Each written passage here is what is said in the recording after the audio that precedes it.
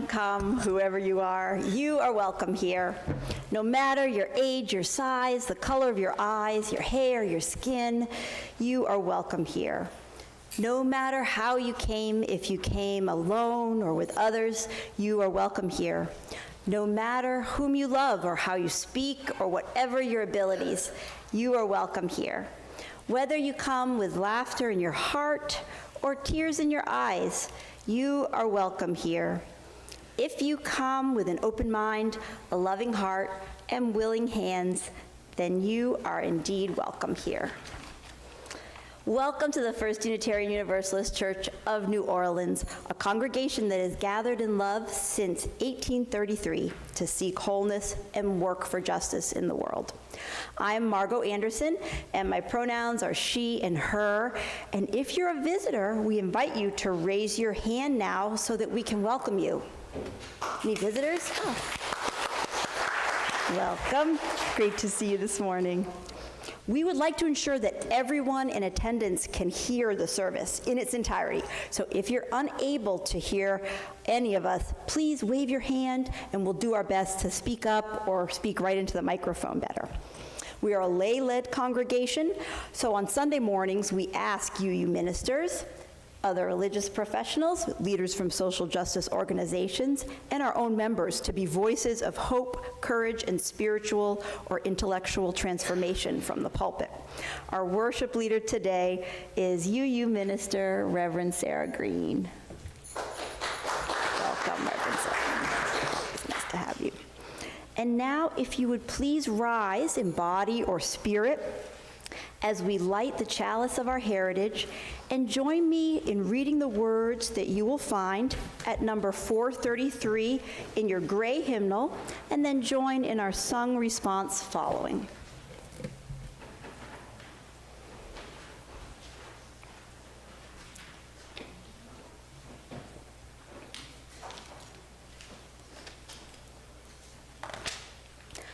How rare it is, how lovely, this fellowship of those who meet together.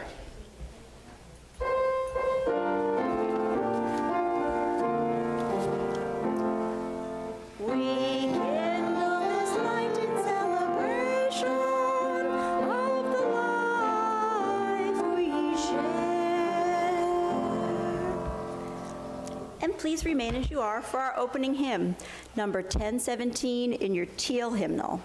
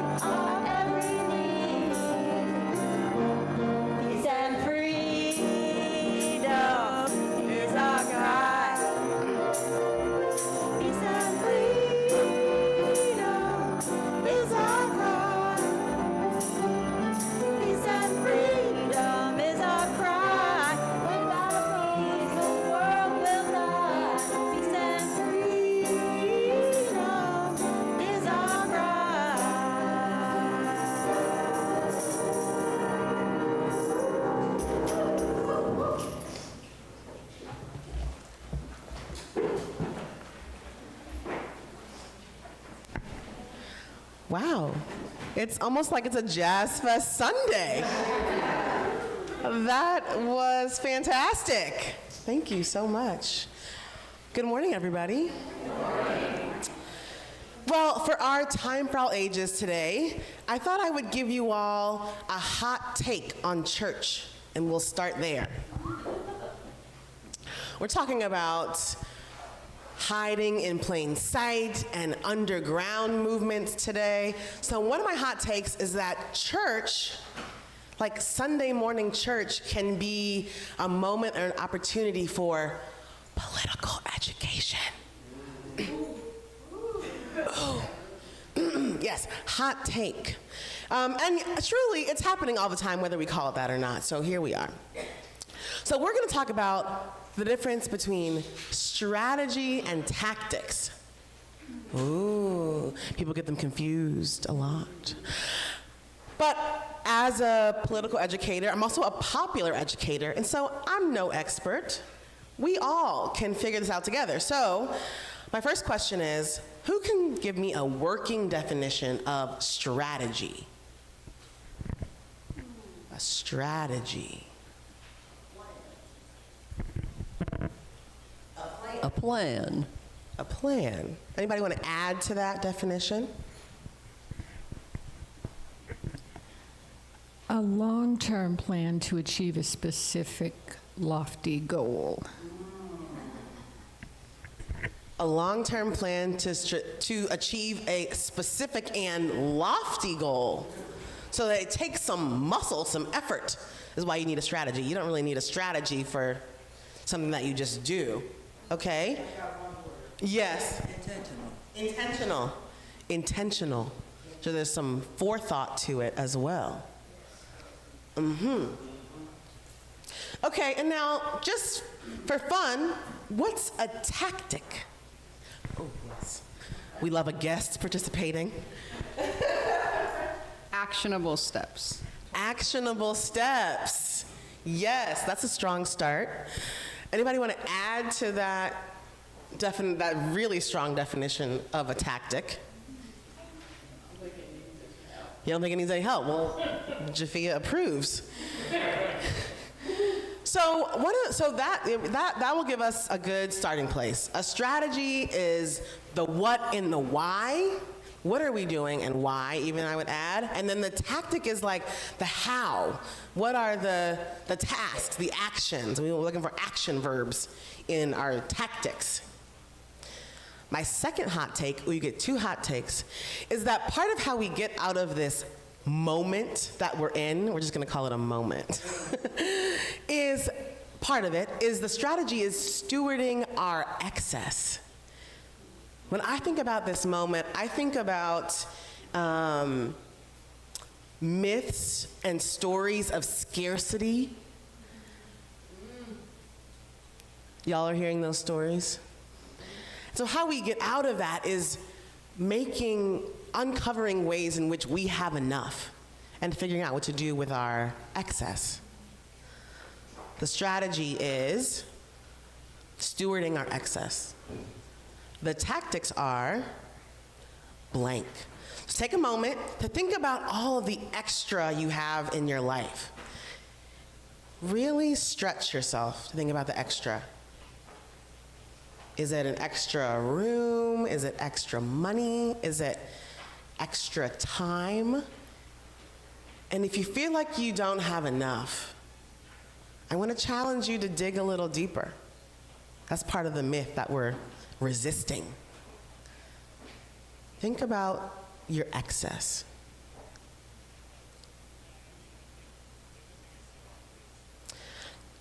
Now, moving on to the tactic a little bit, I would love to hear some ideas about how we may steward those, what we have extra. Sharing yourself.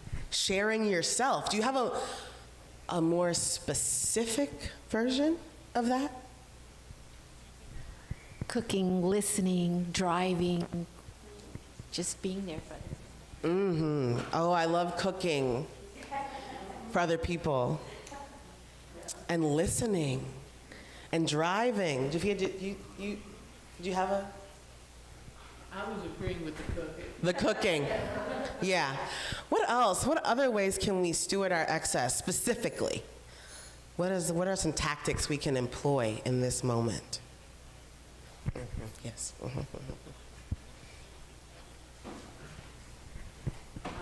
Mutual aid in general is where we, I think, succeed in this city especially, but asking people for what they need and not just assuming we know is an important step. Do you have a favorite mutual aid org that you want to highlight? I like the mutual aid Facebook group in New Orleans, actually, more than anything. I feel like that's what we have. But also, the community fridges are great. Yeah. The mutual aid Facebook group, plug in if you're not. They have some really great things on there. The community fridges, incredible. I kind of like Imagine Waterworks. They're great for flooding, like we had last week. They tend to have a lot of that soaky uppy thing for your cars.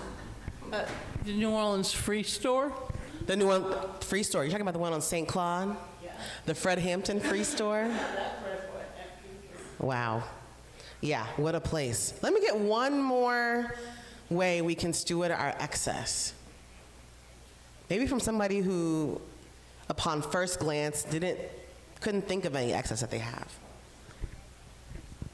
Just one more.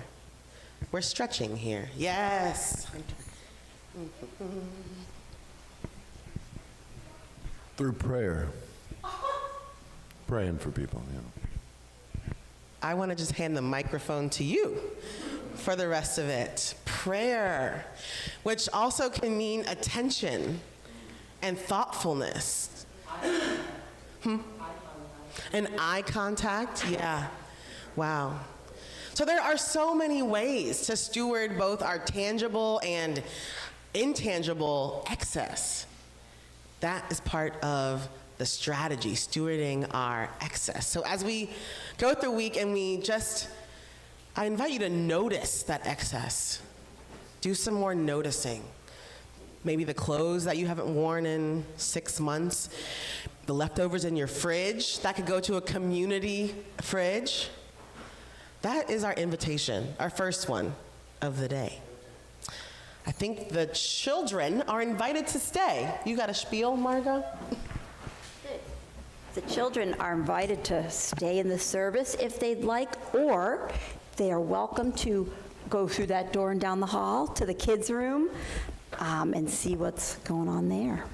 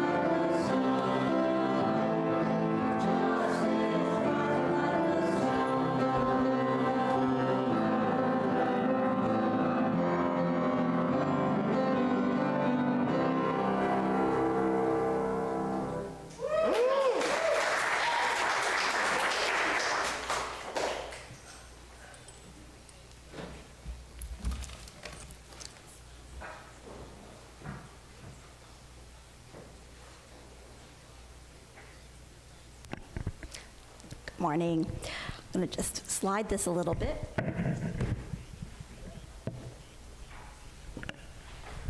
So ours is a welcoming community where we find, is this better? Is that better? Okay, thanks. Ours is a welcoming community where we find connection, a spiritual community where we find meaning. Ours is a sharing community where our joys are amplified, and a caring community where our sorrows are lessened. We take this moment to reflect on our joys and sorrows and acknowledge the mutual support of our community. So anyone who would like is welcome to come forward now. We'll ask that you come, if you're able, around the side aisle, just to keep it smooth, and to release a stone in the water, either in silence or with a brief verbal expression of a special joy or sorrow.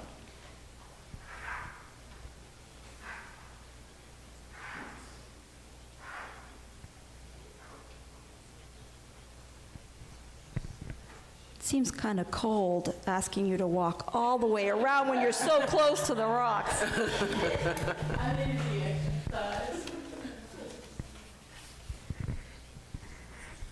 Hi, everyone. I wanted to share that I have a very dear friend who's been through several years of domestic violence, and it has been hell. But now she has taken it upon herself to get in touch with a group called the Sons of Patriarchy, who write stories, particularly have taken to writing stories about the church she was engaged in, which is, it's the Church of Christ, blah, blah, blah, but it's a church that is very anti-woman. And she has begun to take them down, and they are writing all over Santa Clarita, California about the church, and it's being exposed. And so I just want to celebrate that.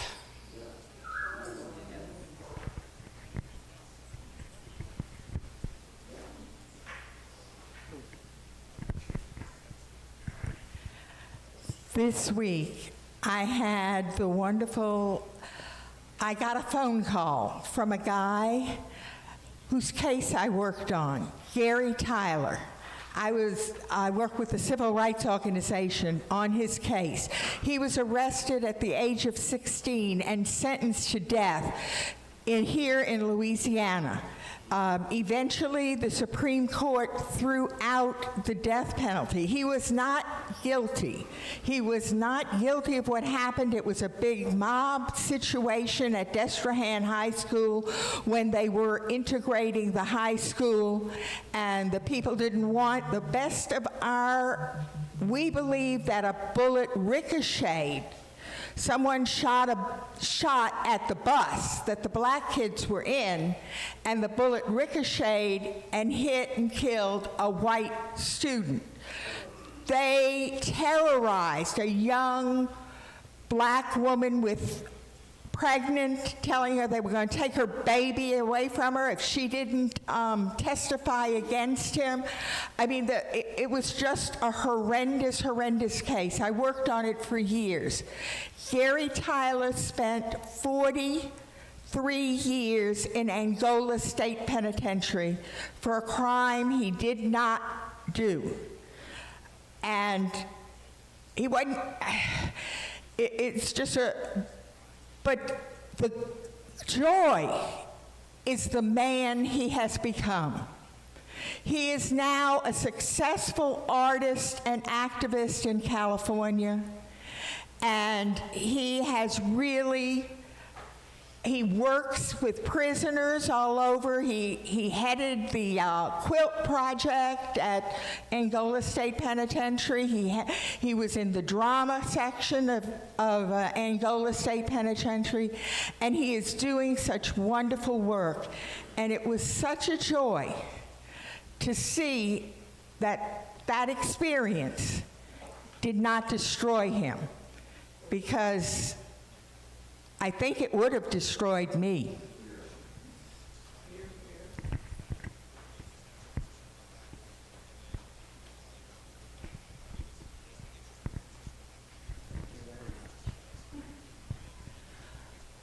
I would like to say what a joy Jazz Fest is, and for the music that is so dear to all of us. No matter what you're going through, you could find a song about it.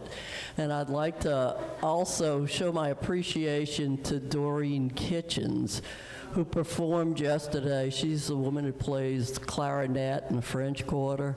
She's amazing. But she lost her husband a couple of months ago, and she was so emotional in her performance, and she had a picture of her husband, Lawrence, on the side of the stage with flowers, and she played a lot of songs that they had done together. And there was a second line with the picture of Lawrence, and they went around the crowd in and out, and she played like St. James Infirmary. Woo!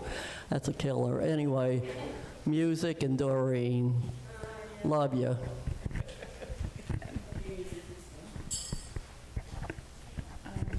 I have a lot of gratitude for my mom getting out of the hospital. She was in the hospital for a few weeks, so I'm really grateful for that. And that the next day that she got out of the hospital, we had a baby shower for my sister.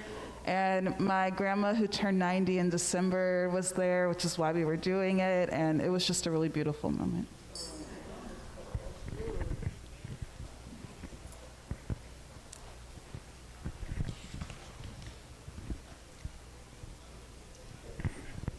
So may we remember those who have spoken, those they have named, and those we hold in silence in our hearts.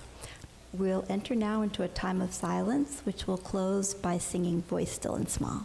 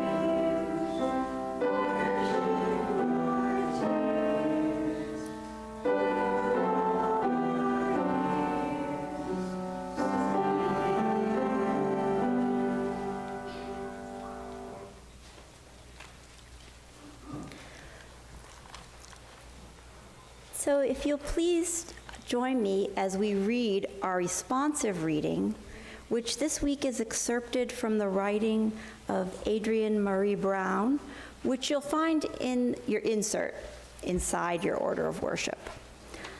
I'll begin with the plain text. If you'll please respond with the italicized text.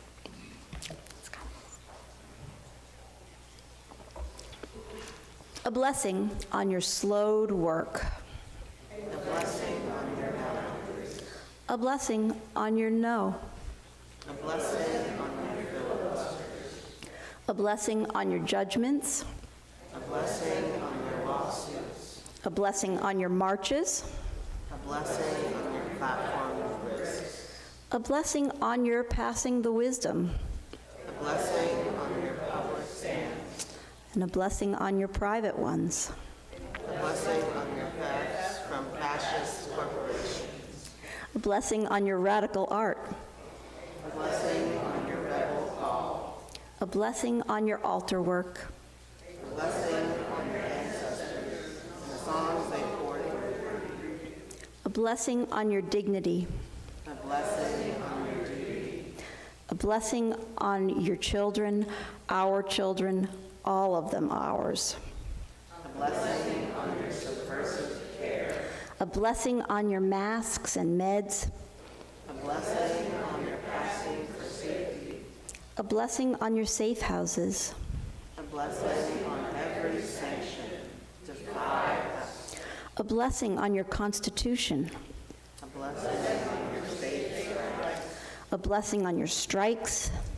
A blessing on your tax resistance. A blessing on your sit-ins and blockades.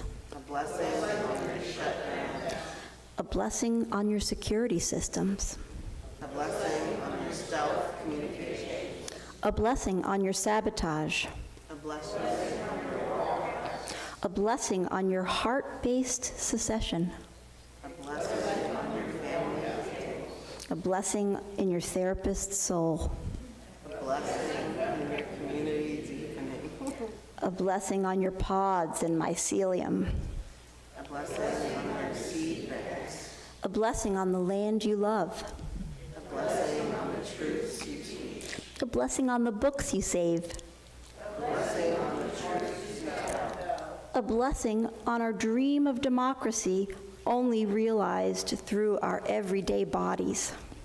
A blessing on the people who were only given the earth.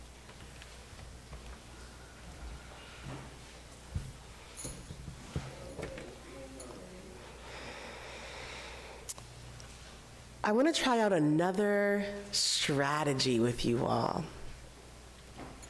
And it starts in gratitude for you all who invite me to come every month and share with you my wonderings and my wanderings in hopes that they're useful.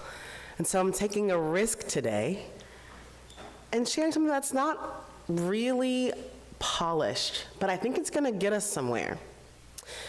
To start, I want to do some more singing. Seems like sometimes that's the only thing left there is to do. And the song that I'm inviting us to sing is the song Loosen, Loosen Baby by Allie Halpert. I think some people know it. And it's a song of surrender. If you don't know it, I trust that there are people enough in here that will sing it a couple times through, and I think you'll get the hang of it. I feel like I want to test that assumption. People know this song? Okay, great. Love teaching a new song. It's kind of made its way through like UU thingies. So I thought it might have made its way here, but I love being the bearer of good news. So the words are loosen, loosen, baby. Try that. Loosen, loosen. You don't have to carry the weight of the world in your muscles and bones. Let go, let go, let go. We'll try it with the melody line by line as well. It goes like this. Loosen, loosen, baby. Loosen, loosen, baby. You don't have to carry don't have to carry the weight of the world in your muscles and bones. The weight of the world in your muscles and bones.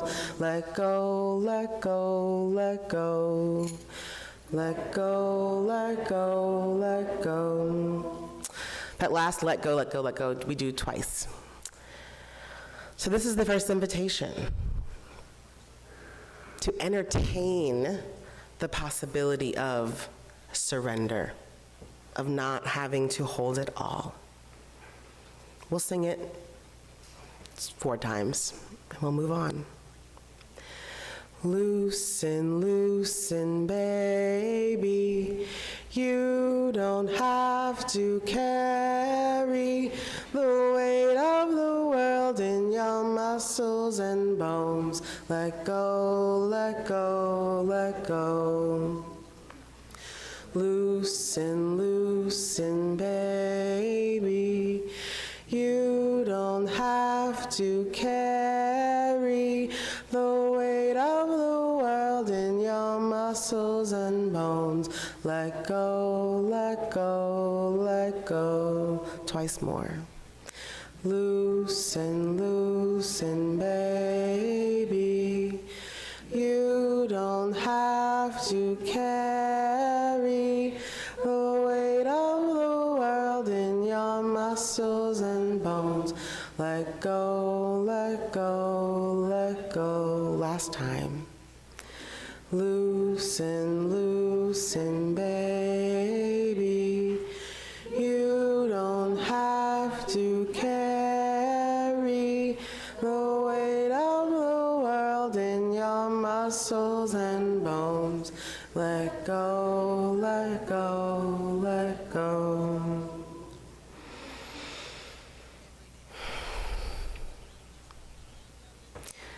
I'd love to tell you why that song and why this strategy of surrender is interesting to me in this moment.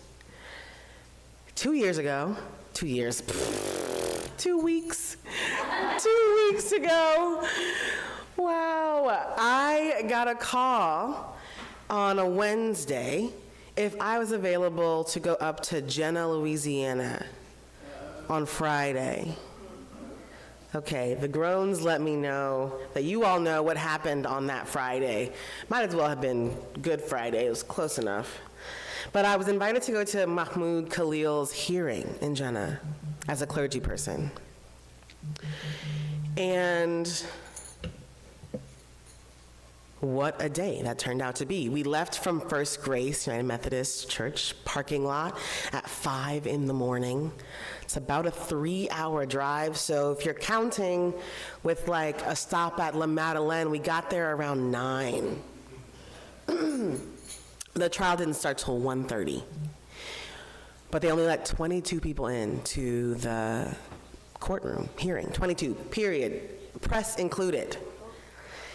And so we spent days before and hours then on that day strategizing about who would get to be in the courtroom and how exactly we were going to maneuver around the press for those 22 spots from like 9 a.m. to about 12:30, 1 o'clock. So we got there amazingly, and with a reflection on how much privilege I have as a clergy person, I was one of the people that was prioritized to going in. Wow. And what happened over those next 90 minutes is why I have been entertaining this idea of surrender or, in some ways, hopelessness. We sat there and we listened to the government people's argument about why Mahmoud was deportable. And among the evidence was a letter from Marco Rubio, undated, that stated that Mahmoud's presence in the U.S. was a threat to U.S. foreign policy. They had a lot of other evidence, like omitting information on some application he filed for some green card, something or other. And then we learned that the evidence had been submitted just 2 days before the trial. So on that Wednesday, I got the call. That's when the defense lawyers and that team got all of that evidence. So they had 2 days to respond and to submit their evidence. In a brilliant move, the defense team had come up with and done their research to disprove and discredit all of the evidence that was brought in this trial against Mahmoud. I think that's you, Morgan. Sorry. It's okay. They went back and forth.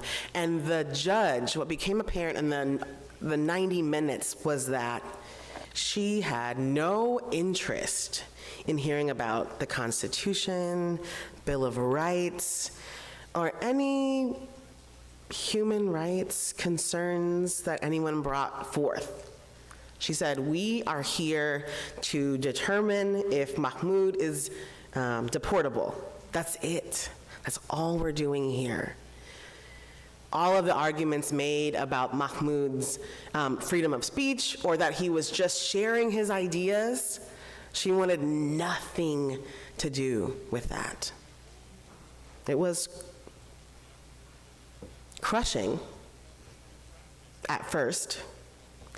Then we got to about 1:15, so last 15 minutes of the trial, and she starts reading a clearly scripted judgment.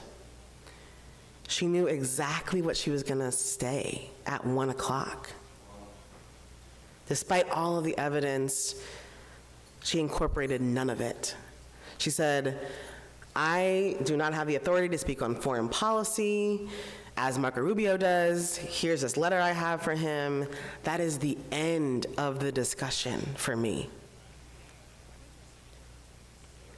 I was crushed, but as I sat there with other organizers, with students from Columbia, with other clergy, with the press, I started to realize that I actually didn't have an expectation that it would go any differently, that this was bound to happen. Seemingly written in whatever American stars we have hoisted and held captive up there in the sky. And so that's why I'm thinking about surrender and hopelessness. One of the things that brings me joy in those moments, and so a core story of mine, and people are probably tired of hearing it, but we have visitors, so it gets to be brand new, is the myth of Sisyphus. You're like, okay, here she goes. We've heard this before. The myth of Sisyphus, if you haven't read it, and I don't think I had until I was almost going to divinity school, is the story of this guy who was punished, and his sentence was pushing this rock up the hill, this giant boulder. And the catch was he was never going to make it to the top of the mountain. And so, like Sisyphus and me in that courtroom, there's a sense of disappointment and somberness and sadness and heaviness. And then Sisyphus, like myself, realized that there's never the top of the mountain. And this is where I take a cue from Sisyphus, is that he starts playing with how he's gonna push this rock up the mountain, how he's gonna pass the time, how he's going to resist, how he's gonna find creative ways to push and push and push, regardless of the outcome.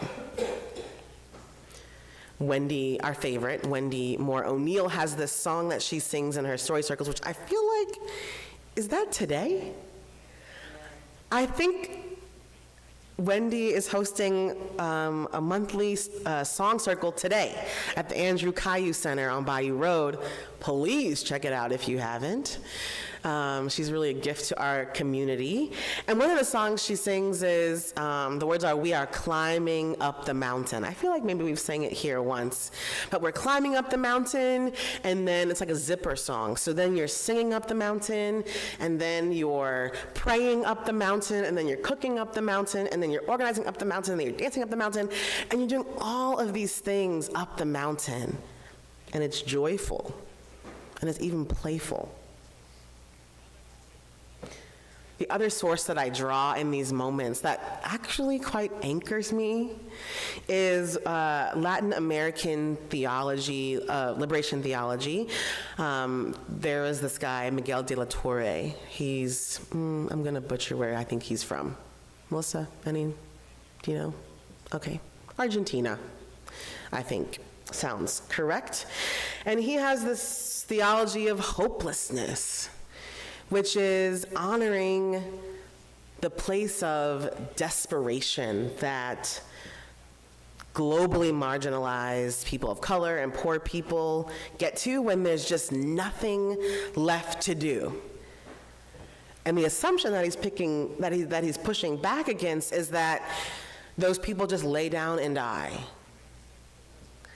But he, in this theology of hopelessness, says that that is a rich well of imagination and of resistance, where you start trying things that on face value don't even make sense. But something has to loosen the grips, loosen the chains. And when we start getting creative, and when we stop thinking about logic, if we just call our senators enough, they will stop this. If we just vote the right way, we will stop this. When we surrender to that being not all the time true, we get creative. We get mutual aid. We get cooking for, we get sharing our excess in ways that loosen, that create other opportunities for justice. Last year, in a little bit of a foreshadowing, the young adult group at First Grace, who I sometimes hang out with, went through 6 of the 12 steps from Alcoholics Anonymous. And the premise was that, substance aside, we are in a culture of addiction, and sometimes that addiction is to systems of oppression. Sometimes addiction is to capitalism, or to the gender binary, or to owning property. There's many options to choose from. We're so lucky. And so, substance aside, we were gathering together to wrestle with, how do we heal? What does sobriety from those systems look like? This week, in the past couple of weeks, I've been thinking about step 1, which is, I admit that I was powerless over X, and that my life had become unmanageable.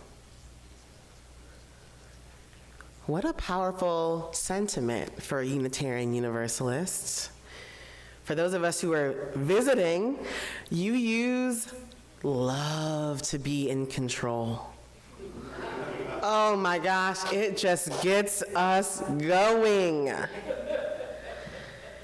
We love feeling self-efficacious, or like we can do an action and it begets a result.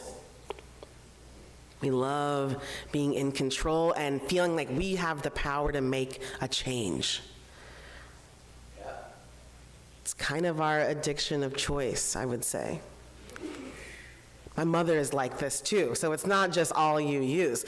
She was a lawyer, so very by the book, and she thought that if she followed X, Y, and Z, she would get Y. And so she was also raised Catholic, so that's part of it too. But we were bowling one day, and she was just so convinced she had everything going for her. She had the form. She had the swing, the velocity, the everything. Her foot were in the right place. And when she did not strike all those little thingies down, oh my gosh, we couldn't hear the end of it. It was almost like she was like, I never want to go bowling again. I'm done. I'm done. They're against me. I've done everything right. Why did this not happen? I am supposed to win when I follow the rules, when I'm in control of my ability to follow the rules. Thankfully, she has been bowling since and keeps showing up, even the mystery of all of those ingredients. But step one, I admit that I was powerless over and that my life had become unmanageable. Perhaps you're sitting out there and thinking, no, Sarah, I've still got it pretty much under control. We've got it all together. I know exactly what we're doing. I'm clear as day. And we're gonna win. Maybe. And if so, come talk to me, because I would like to put you up here next week and give us the way, because I could use it. But I feel very powerless these last couple of weeks, going up against these systems of oppression, sitting in that immigration jail, courtroom, whatever. Very powerless against this news about the student loans. Oh, that was my plan. My plan was to never think about them again and be free. And unmanageable, even in the day-to-day life. My friends are having a hard time, just logistics of feeding themselves amidst all that we're navigating. So if that feels compelling to you, I would encourage you in the next week or so to wrestle with that step one, and then see what step two might have in the context of all that we're navigating. But I also think that there's another way. If I could rewrite the 12 steps, there'd be a different step two, or maybe a little bit choose your own adventure. Also very you. But my step two might be something to the effect of changing the story and where the focus is. When I orient towards fascism or capitalism or white supremacy like the sun, then my movements are thusly oriented, or the moon, or whatever thing we orient towards. Different cultures have different orientations. But when I orient towards the sun and my days are ordered by that, then yeah, I am powerless and hopeless and unmanageable. My life is unmanageable. But what happens when we orient to the moon? What happens when we orient to community or to imagination? That feels like fertile ground to me. And when I orient to a different place, my attention goes different places. And I'm able to see different possibilities. I'm able to see possibilities of justice that are underground, that run parallel to systems of oppression, and that are sometimes just justice in plain sight. After Mardi Gras, I got to go to Cuba. Oh my gosh. Lifelong dream. I'm from New Orleans, deeply, parents, except that we start, as Creole people do, we start drifting in from other places, and one of the places is Cuba. This guy, Eusebio, wow, what a name, came from Cuba. Actually, he came from France, and then Cuba, and then Louisiana. And so Cuba has been a place in my imagination as part of me. I also like pork and black beans, so I thought, we're here. So when I was there, I learned so much. One of the key takeaways was that the revolution wasn't the revolution for everybody. That there were some people, lots of people, mostly black people, that were the farthest from free there. There I started thinking, but what happens if we win? Who then, we have this idea that everyone's gonna win together, but what happens if we win? What's day one after we win? And maybe it looks like, hopefully not, maybe it looks like what's happening in Cuba, where Some people are surely not free in the ways that we're free. And I'm free in ways that sometimes they're not free. And yet, they have built systems of justice and resistance parallel to their government and their government's oppression, underground and in plain sight. Poverty is huge in Cuba because the government owns everything. Like, not because. In part, the government owning everything isn't as fluffy as it seems sometimes. People are poor and hungry, and they have stores in their homes. They run illegal businesses in plain sight. This week, the Pope dramatically died on Monday. What a drama queen. And I don't want to spend so much time on the Pope. He's over there. He did some interesting things. But in the pictures of the funeral, there was this woman that I came across, Sister Genevieve. Did y'all see her? She was friends with the Pope. And she, as the story goes, brought poor people, sick people, people on the fringes of society to him for prayer and company. And she was there at the funeral.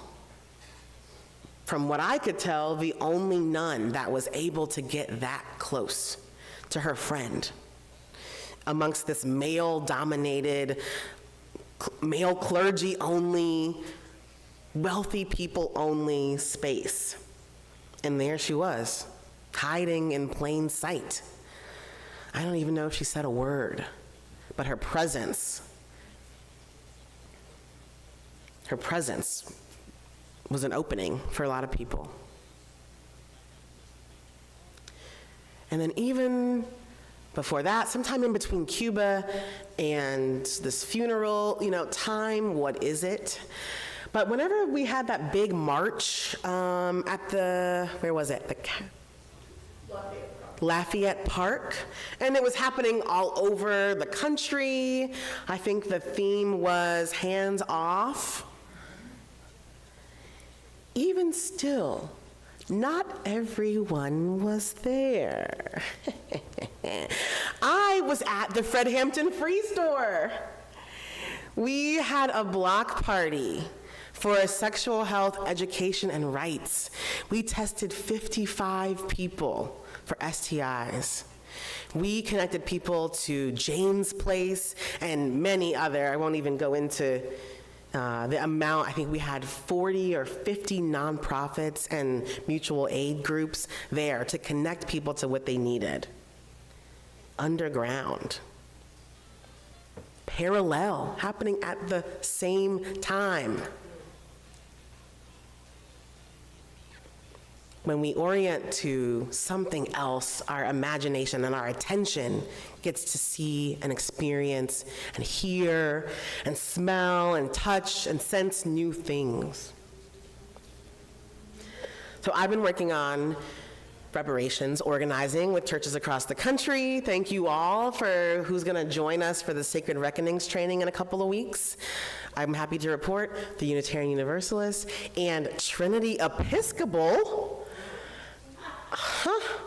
are leading in attendance so far. So that is really exciting. So thank you, I'm excited to see that. But in the work of reparations that we've been doing, we've been emphasizing till we're like blue in the face that wealth return is just but one way in which we can do this repair work. But there's relationships, there's truth telling, there's spiritual practice, there's political solidarity, and there's wealth return. But as we've been saying that, I've been trying to get across that repair work is about time, attention, care. It's about prayer, as Hunter mentioned. And we get to choose. Not everything. Those systems will still be oppressive. They will still be running parallel to our good work. But sometimes we can choose our attention, and thusly points us to the tactics that we need to care for our people. as we're going through our week with whatever horrible things are in store for us, as we're making choices about how much we scroll or who we call to check in on, I want to invite us to turn our attention to something else, not to the dismissal or not to the ignorance of what's happening, but to try to hold both, at least some of the time, to keep our eyes and our ears and our hearts and our hands open to the visions of justice that are underground, like mycelium, or that are running parallel, or that are just, like Sister Genevieve, hidden in plain sight. And maybe when we have that robust block of inspiration of all those options, we can choose to build one of those options, to be the underground movement, to be the people that are running parallel, or to be the people that are hidden in plain sight. Can we close by just singing that Loosen, Loosen song just twice more? Knowing that we get to hold other things in our bones. Loosen, loosen, baby. You don't have to carry the weight of the world in your muscles and bones. Let go, let go, let go. One more time. Loosen, loosen, baby. You don't have to carry the weight of the world in your muscles and bones. Let go, let go, let go. May it be so.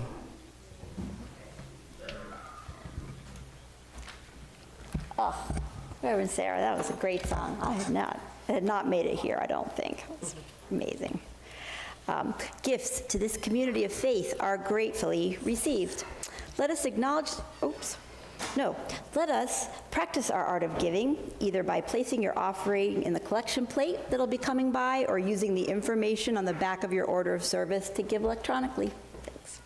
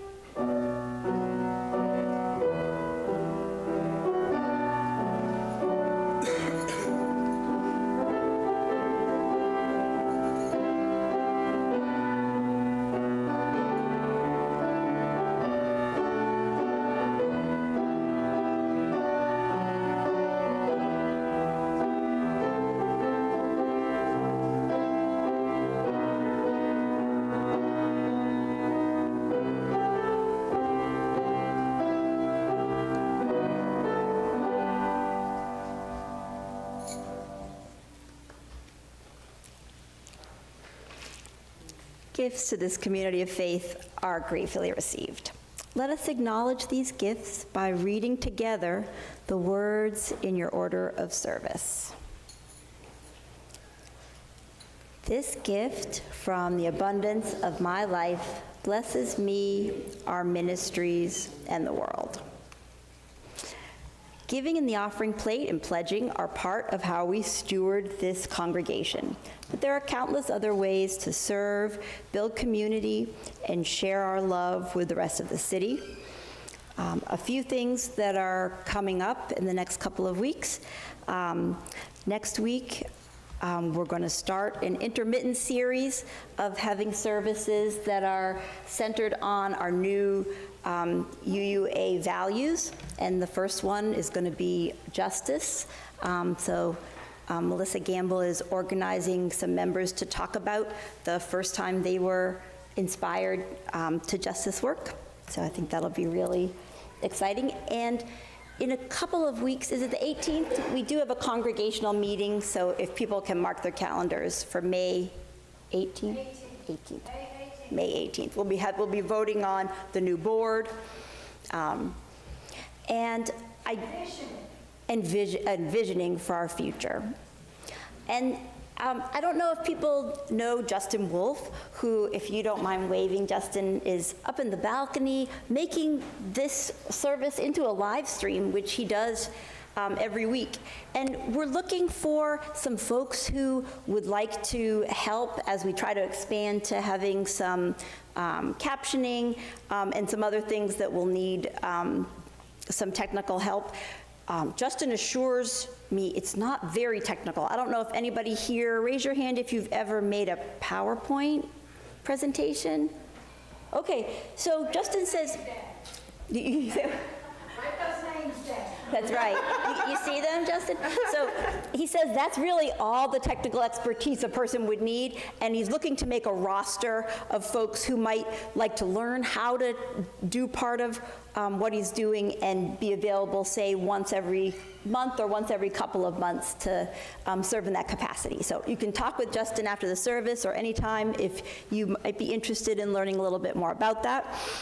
And we have a spotlight announcement. If Sandra Simpson wants to come up and share her announcement. Oh, do you want to come up here? Is it too far? Okay.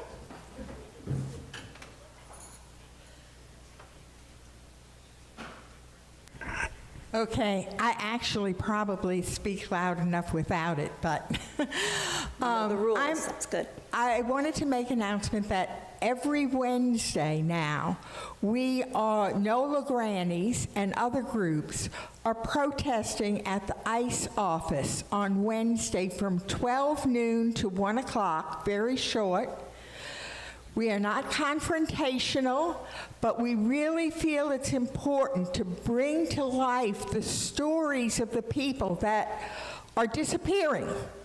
Because really, this is just like it was in Argentina, and just like it was under Pinochet in Chile, that people go on their regular visit, make a regular appointment to ICE, and the next thing you know, they're in another country. They're gone. They disappeared. A 2-year-old, and not all of them, some of them are even American citizens. They are not some are criminals, just like you take a swath of any group of people. You're going to find some people who break the law. But there's no rhyme or reason here. It's almost like they have a quota system, that they want to fill their quota. So if they don't find the person they're looking for, they just grab you off the street. This is very scary to me, and I know we said let go. But I think we really need to stand up to this and let our voices be heard. So please join us on Wednesday from 12 noon to 1 p.m. at 1250 Poitras Street. We're just out on the sidewalk. We don't go in the building. This is right behind City Hall, on Poitras, right behind City Hall. So please, I hope to see you all. Although I'm going on a trip to Ghana, so I won't be there for the next 2 weeks. Thank you. And you don't need to be a granny to participate? No. Okay. You don't need to be a granny, you don't just come, come, show. Thank you, Sandra. I can see that nature seems to have acted for us, but if we'll all still rise in body or spirit and join in acknowledging our chalice extinguishing, it's in your order of worship. We extinguish this flame, but not the light of truth, the warmth of community, or the fire of commitment. These we carry in our hearts until we are together again. And if you'll remain as you are for our closing hymn, it's number 95 in the gray hymnal.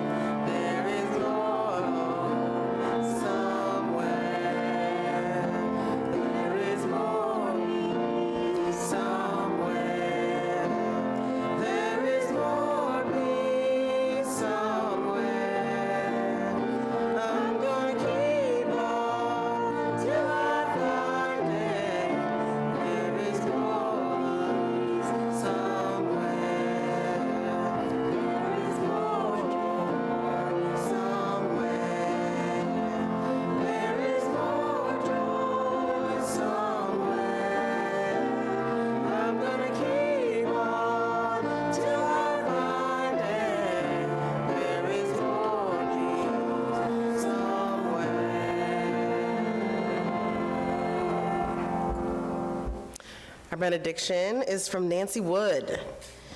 Hold on to what is good, even if it is a handful of earth. Hold on to what you believe, even if it is a tree which stands by itself. Hold on to what you must do, even if it is a long way from here. Hold on to my hand, even when I have gone away from you. May it be so. Turn and greet your neighbors. Get some coffee. Amen.